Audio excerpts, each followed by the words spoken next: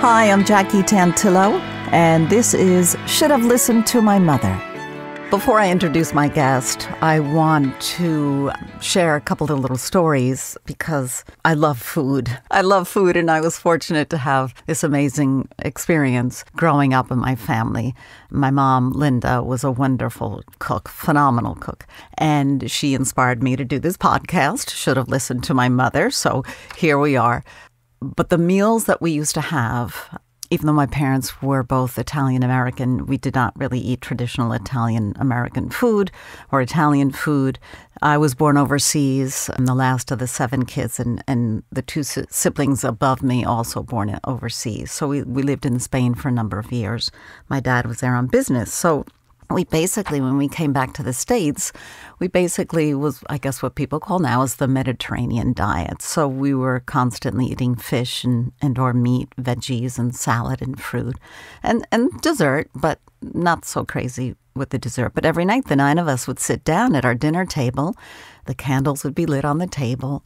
The flowers had to be on, we'd run out to our neighbors and cut flowers. And it was absolutely stunning. So for hours, we would sit at our dinner table and talk and enjoy this delicious food. And then we'd clear the plates, and then we'd continue with coffee for my parents, and my dad would cut some fruit, and we'd talk some more of whatever was of importance that day. And during the summer, I grew up as a kid. I grew up on the water on Long Island, so we were always clamming and crabbing and fishing and bringing home whatever the catch of the day was. So Linda was whipping up these baked, beautiful whole fish that were baked and stuffed, and she'd be making paella, and there was always friends and family that were joining us, and we'd either be sitting outside with the candles and the flowers and that whole thing. So food is a whole magical thing for me. I don't have the time at this part of my life right now to spend that much time cooking, and I think my guest is going to talk about that a little bit. But when you say food to me, it brings back wonderful memories.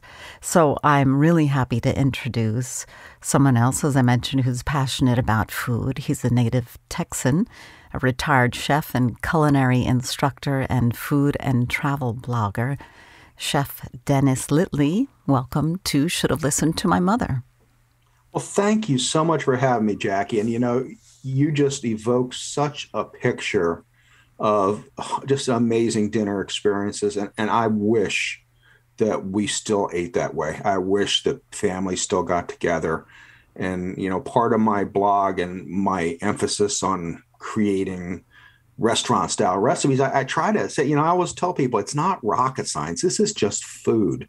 You can do it. You can make this at home and, try to bring people back together at the dinner table, maybe not for hours, but, if we could get them back even for a half an hour, 45 minutes a night, I think that's a start. So thank you for that lovely memory you shared. And we, we have 2 boys, and it was really important to them, and they still talk about it. And it's interesting because our backyard neighbor, years and years ago, we had a big July 4th party or something, and they're like, what's that little light that we see flickering in your kitchen windows? And for the life of me, I was like, what are they talking about? And they saw the candles on our dinner table every night. So it was just, oh my gosh, it was just pretty great that they were so inquisitive and wondering. So that's the perspective that I have, and not everybody has that perspective. Oh, definitely didn't have that growing up. But it was my mom who did that. My dad was working, and my mom was clearly working in the house, and she went on to do other wonderful creative things. But I want to hear the role that your mom played in your life and how you became, or who influenced you to become who you are today. Well, in an offhand way, she had the greatest influence in me becoming a chef and learning how to cook, because sadly, she didn't cook very well. She was a nurse. She had been one of 10 in a Mexican household. And they sent all the girls to nursing school right away. They didn't stay home. The younger ones did. And the younger ones learned how to cook from my grandmother, who was a freaking amazing cook. And she was also college educated. She was a teacher. My grandfather was a minister. He was college educated too. And they just thought there was a lot of importance to their children going to school, being educated, and, just doing something with their lives. And therefore, my mother was one of the most amazing nurses I've ever known. Just really gave great service, great care, but she had a hard time cooking. The love was never there. What's your mom's name? My mother's name was Eunice, and her maiden name was Cueva, and which translates to cave in Spanish. And my grandparents were from Aguascalientes in Mexico.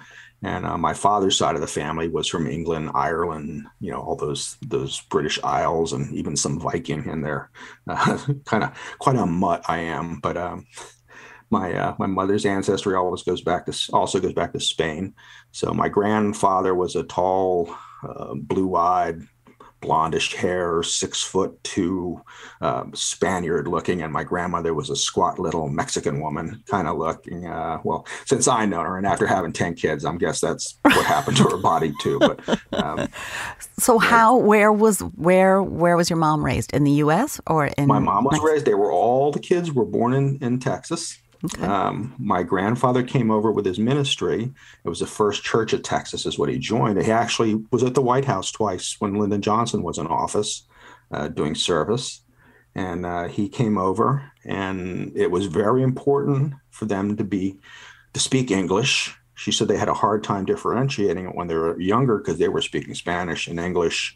But, they wanted them to assimilate. And my grandfather ended up going back to Mexico with his church, and my grandmother said, "Nope, no way, no how, I'm staying here." Good for her. Yeah, she loved the United States. Her kids were all here. My uncles all served in the armed forces. I had an uncle that was a Pearl. It was just, they were American. They were American. They were an all-American family. They really were, and they were proud of that. And my grandmother would spoil me. She would cook as fast as I would eat.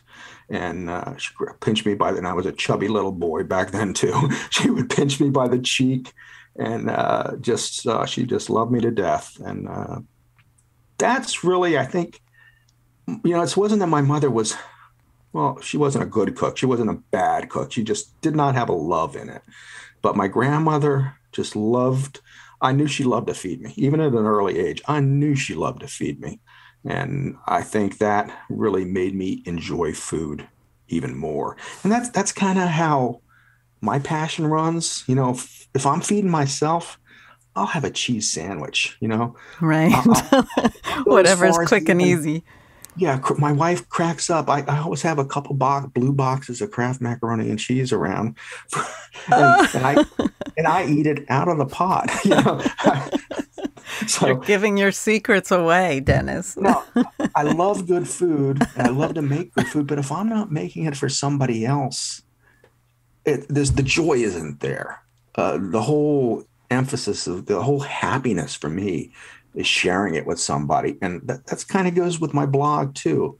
So even if I'm not cooking for anyone, like if I'm working when my wife's away, I'm taking pictures of it and I'm making. So the joy is there because I'm sharing it with my readers. I want them to feel the love that's going into it.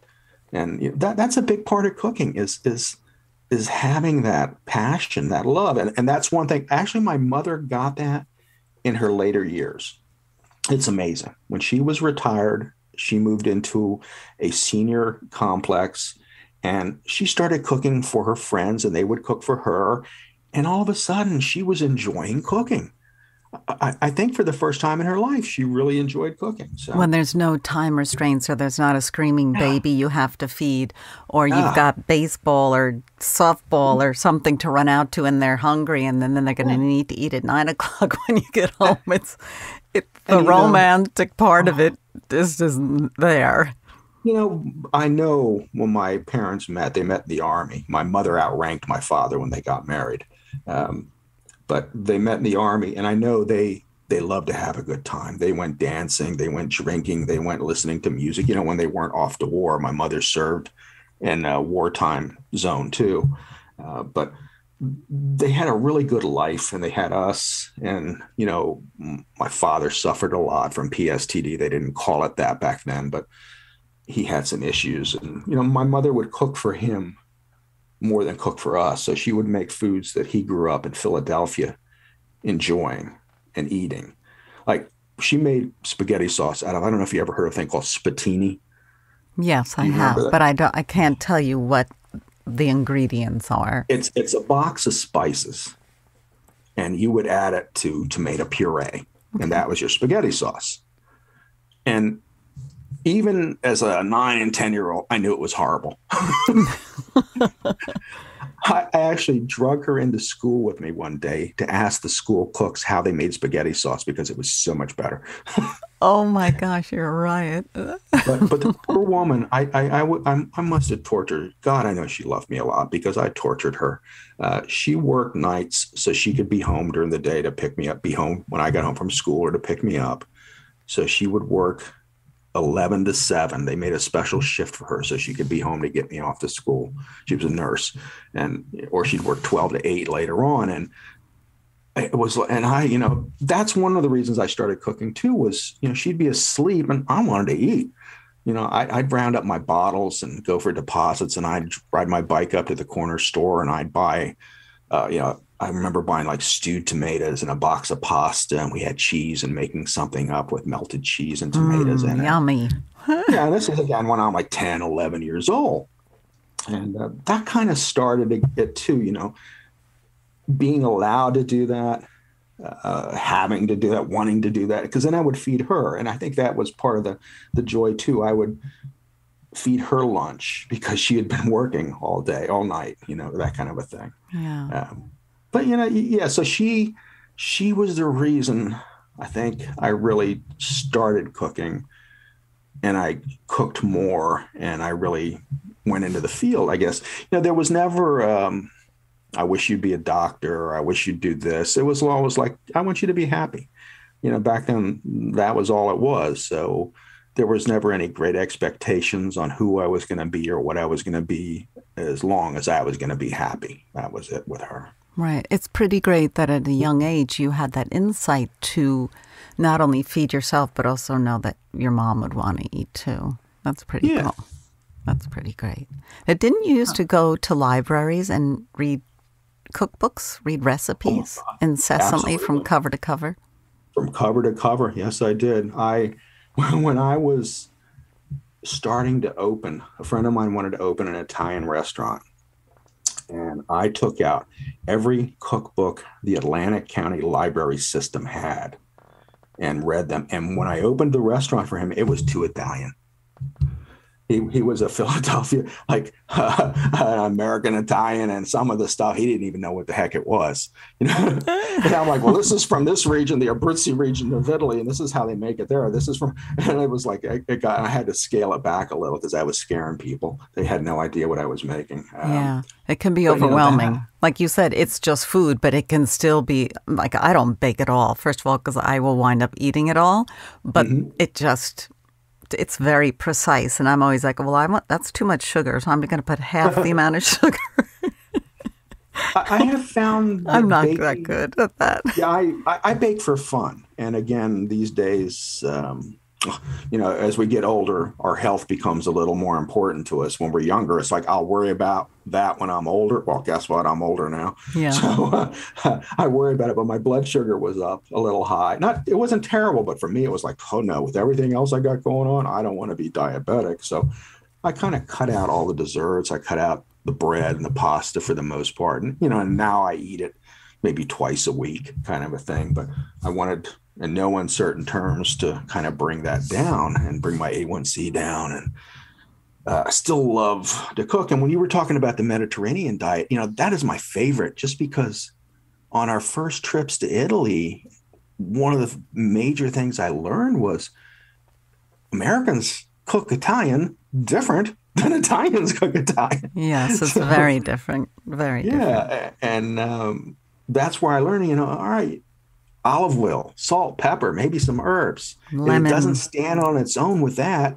there's something wrong with the protein, with the fish, with the meat, if it needs a sauce, sauces are wonderful, but if it needs a sauce because it doesn't taste good, there's something wrong. Yeah. So when your mom started to cook, what was she cooking? Mexican food, or she just was cooking American, international? She never learned to cook much Mexican, and that was my saddest moment, because she couldn't make tamales.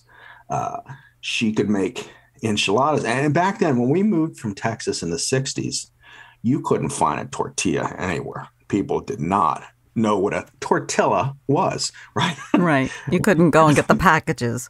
Yeah, they couldn't even pronounce it, let alone know what it was. There was two sad facts of life when we moved to Texas, from Texas to New Jersey. One, there was no Dr. Pepper, and there were no tortillas.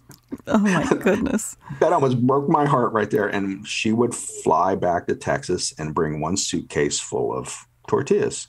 No She could make way. flour. Oh yeah. Instead of making them, Well, she could make flour, but she couldn't make corn. She had never been taught to make corn tortillas. Flour tortillas are pretty simple, and she made really good flour tortillas. But again, the woman was working all the time, all these hours, barely I don't know how she made it through sleeping the way she did, because I would torture her awake. And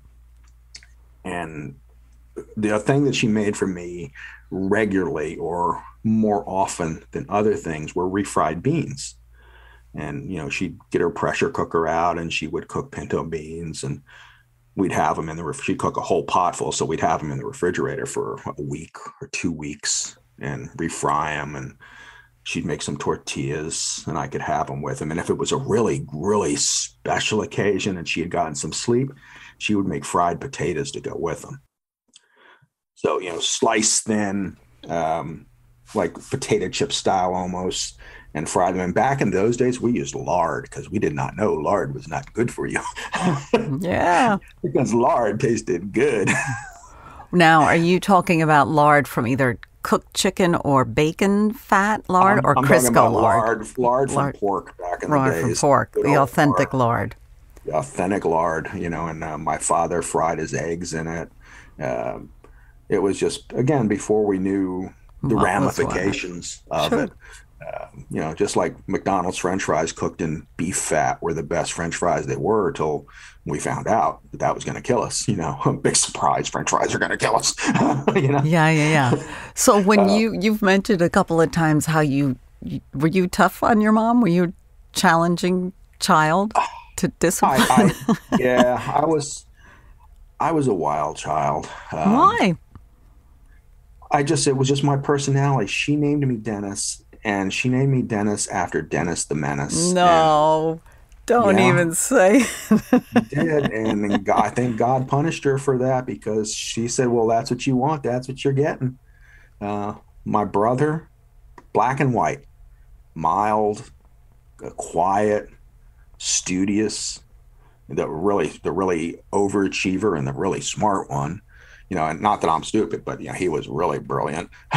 Is he older than you? An older brother? He's 7 years older. Okay. My mom had gotten pregnant once in between, and she lost the baby early. And for a while, she didn't think she could get pregnant. She had been exposed to too many X-rays, and she thought that was it. She said she didn't have her cycle for like 7 years. It was like almost the whole time she was waiting for me. And then they were getting ready to come back from Japan. My father had been stationed in Japan, and she got pregnant while I were in Japan. And she told me they were getting ready to get a divorce, because she was just tired of the Army life, tired of moving, and just was done with it.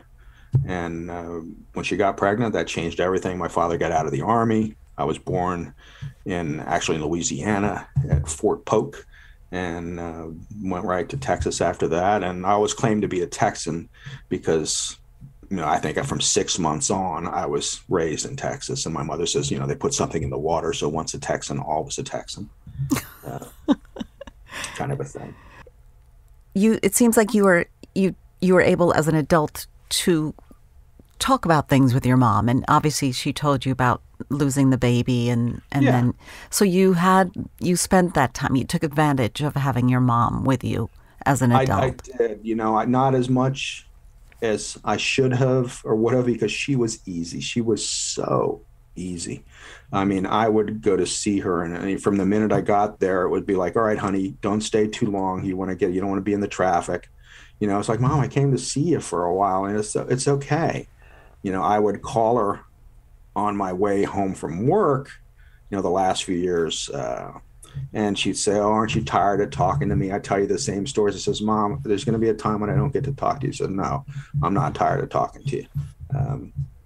And I was closer than my brother was. He was hours away, and I was an hour at most away. So it was never a chore, but I was the one that, when her health started to fail, I was the one that was left to take care of most of the things and to, so I could see her the most. And I never resented that or anything. My brother was good to me, and, he was good to them. It was just a matter of me being closer. And I'm happy that I was able to do that. But, I was going to say it's advantageous in the long run, right? Yeah. But, it was the same. My father, I walked in the door one time, and my father goes, Dennis, let me see your hand. And I show it to him. He goes, no, Eunice, it's not broken. I don't know why you didn't call. Oh, right? Oh, you're one of those. Yeah. I maybe I hadn't called that week, or maybe it was 2 weeks. I don't know. But I hadn't called, and I'd come over to cut. No, it couldn't have been that long because I'd come over to cut the grass, and I'd be out there cutting the grass for 15 minutes, and my father would come out and goes, your mother says to stop for a while and rest. I'm like, oh my God, I came over to cut the grass. You're a mama's boy. Yeah, I was her baby. And funny story, she worked at a hospital in Atlantic City, and I would take a bus in, and I would walk the boardwalk or go to a movie. And this was when she was working day shift because I was older and she could do that. And she would work till 3:30 or 4 o'clock, and I'd walk the boardwalk, go to a movie, and I would go to the hospital to get a ride home with her rather than take the bus. So they knew me. I'd walk up on. She was in the maternity ward, labor and delivery, and the first time I walked up there, they almost died because and here I am. I was 13, 14, 5'10", 180 pounds. Wow. And I walked in and they go, oh my God, this is baby Dennis. Oh, she loved That was evidently how I was referred to. Yeah, for 15 years, 13 years. Baby Dennis. Baby Dennis. So, but yeah, she said, again, you're the youngest, you're always the baby. And that's just the way it is. And did you have chores? Were you supposed to do chores at home as a kid? They were probably too lax with me, which probably aided to my wild child streak, my being too out on my own and rambunctious. Yeah. I mean, I started working at age 12. I got a full-time job right after 8th grade, flipping burgers. And by age 13, I was the manager of the burger place. Is that legal? 12? No, he paid me under the table, and minimum wage was $1, and he was paying me 75 cents an hour, but I was making $32 a week, and to take the bus was 35 cents to Atlantic City. The Steel Pier was $5, and you'd go in there and you'd see 2 movies, a band, a stage show, and it was air conditioned, which was the best part in the summer. You'd go in and sit in these places. It was like, living was cheap. It was easy. Wow, that's great. And it is that we're talking about Atlantic City, New Jersey, so it's right on the ocean and the boardwalk, the famous boardwalk. When it was, when I was, I think 15, she'd let me take the late bus home. It was 1 o'clock at night, and there was never a problem. I mean, I always had a friend with me, and he would go a little further to Egg Harbor, which was like another 5 miles further. I mean, we were always on the bus together, but I mean, it was not something you had to worry about. If I was walking home from the bus station, a cop might pick me up and bring me home because they knew who I was, and there were easier times to live in.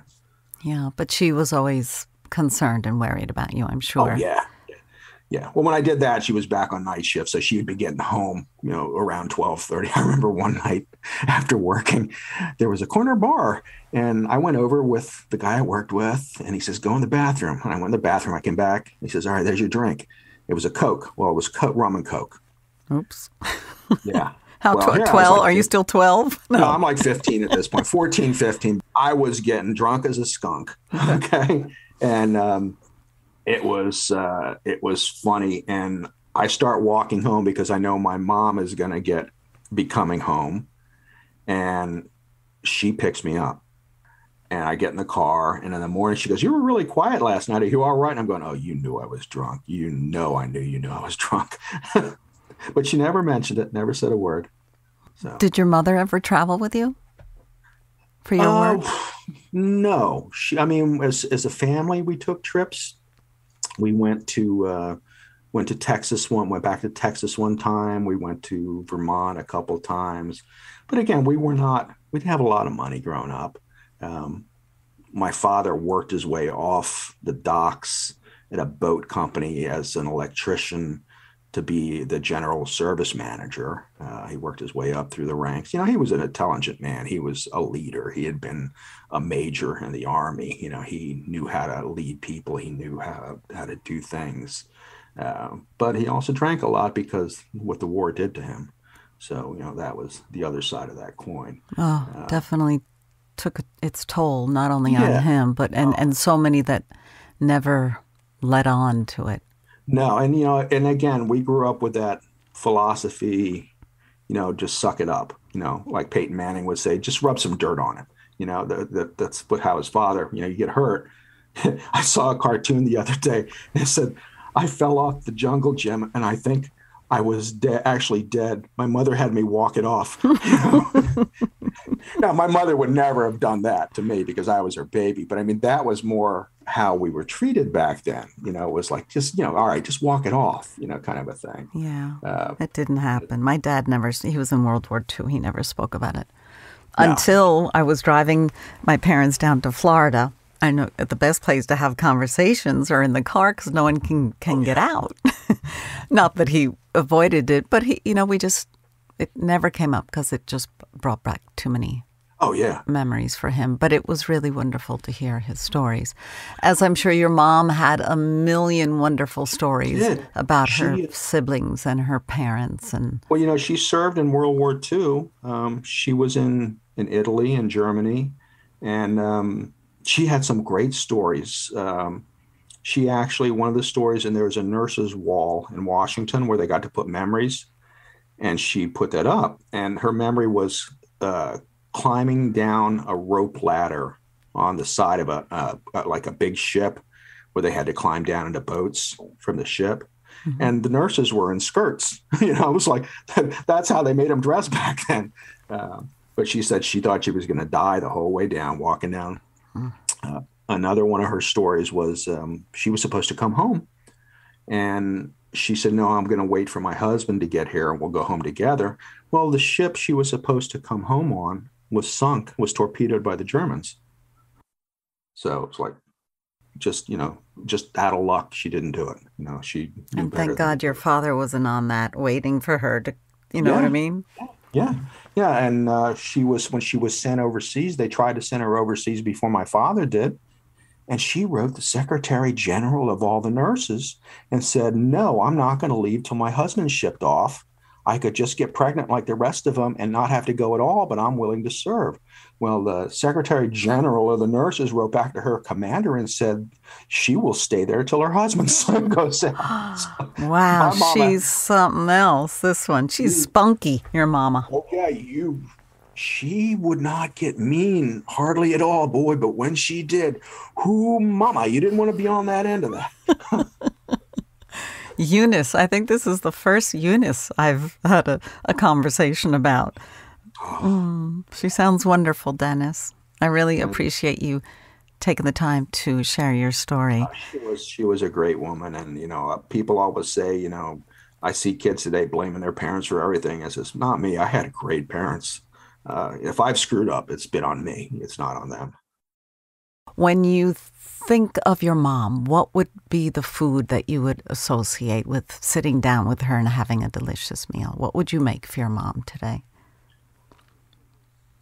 Well, if it was me making, she used to love, and it was again a simple dish when I first started, when I was married and was cooking, was I made a rice dish that had peppers and onions and bacon and lots of cheddar cheese in it, and she loved that. We would sit there and the three of us would eat a whole casserole dish of it.